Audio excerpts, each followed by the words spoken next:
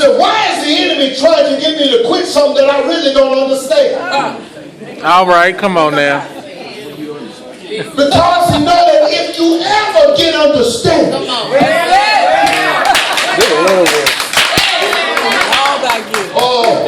if you ever figure it out, if you ever get the sum of the equation, if you ever are able to say, wait a minute now, let me think about this thing, let me so he can't fight God. So what does he do? He fights you.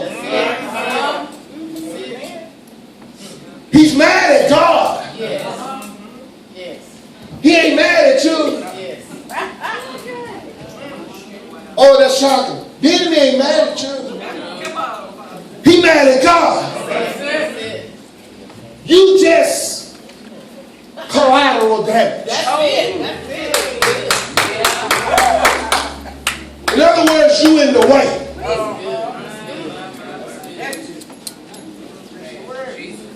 And God is trying to keep you in the way. Because when you stay in the way, you find your way.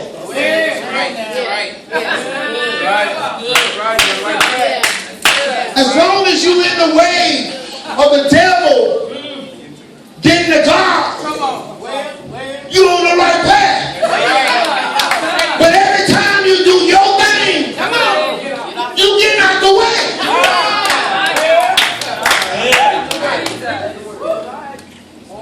And every time you're not in the way, your flesh starts feeling good. And that is a trick of the enemy to try and get you to stay out of the way. Because don't you understand that most things, think over your life, everything that you thought was fun.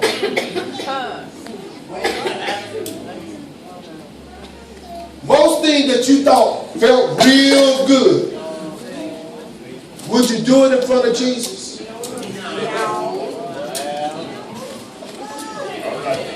I'm trying to get you, I'm trying to help you think. So if everything you think is fun, it's really fun to you, it feels good, but you can't do it in front of Jesus, then that ought to let you know that the enemy is trying to trick you into really thinking that sin is fun. I don't know about y'all. Some of y'all might have been saved all your life, but I wasn't saved all my life. And I ain't gonna lie to you and tell you that when I was living in the world, I was all sad all the time and I didn't feel good and it didn't feel good. The only way the enemy kept me out there is it had to feel good. That's right. Y'all not being real with me. If you can't say amen, say hey man. So as long as it feels good, you keep doing it.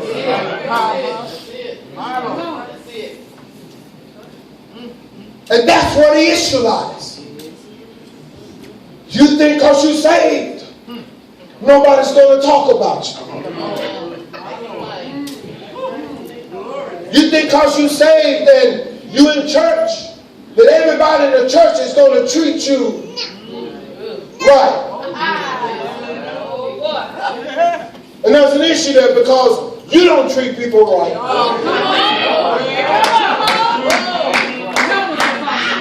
But you think people ought to treat you right. But they call themselves a Christian. You call yourself a Christian too, don't you?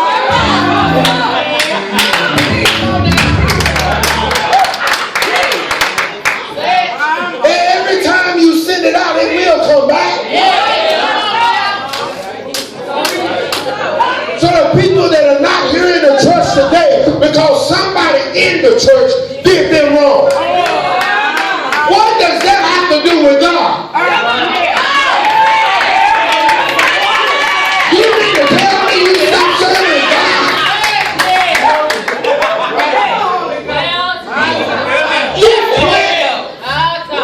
You quit because somebody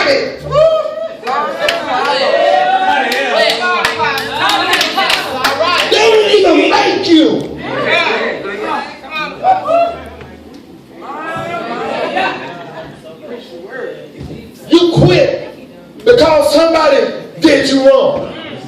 And you won't let it go. You can't move on because you're too busy bringing up what I did to you. You telling everybody, oh, she did this, he did that, they did this, they did that. And every day, that's all you talk about.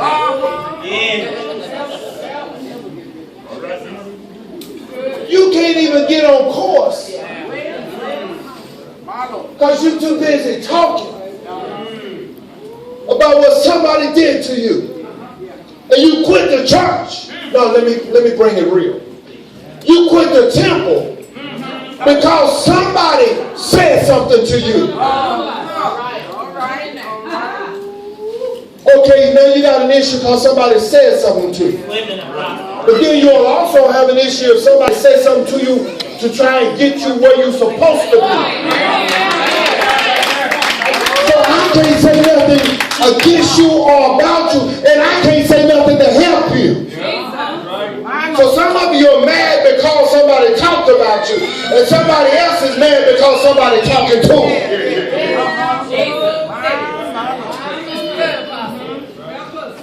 How you gonna get mad and come to church and then think because you sin and everybody ought to be okay with that?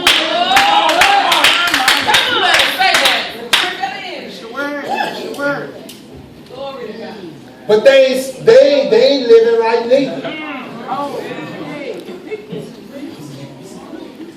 Apostle, they don't live right neither. You don't know them. You don't know them. I know them better than you. If you know them better than me, then they shouldn't be able to trick you or get you to quit because you already know how they are.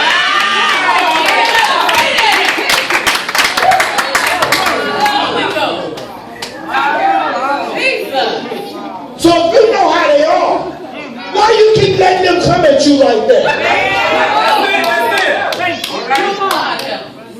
Come on. So you just fall for anything. All right. They walk up to you, forgive me for what I'm about to do, and they just slap me.